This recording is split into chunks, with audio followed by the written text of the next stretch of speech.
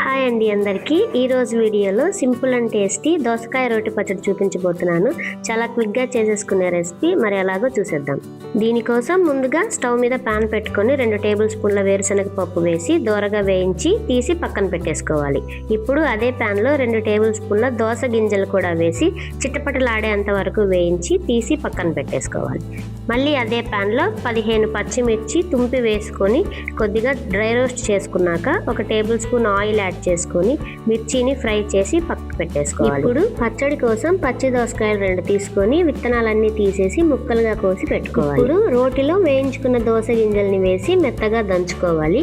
అవి పొడిగా అయిన తర్వాత పల్లీలు కూడా వేసి దంచుకున్న తర్వాత మిర్చిని కూడా వేసి మెత్తగా రుబ్బుకోవాలి.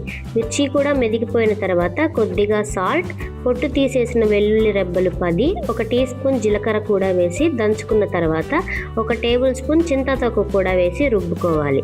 చింతతొక్కు కనుక మీ దగ్గర లేకపోతే కొద్దిగా చింతపండు అయినా వేసుకోవచ్చు.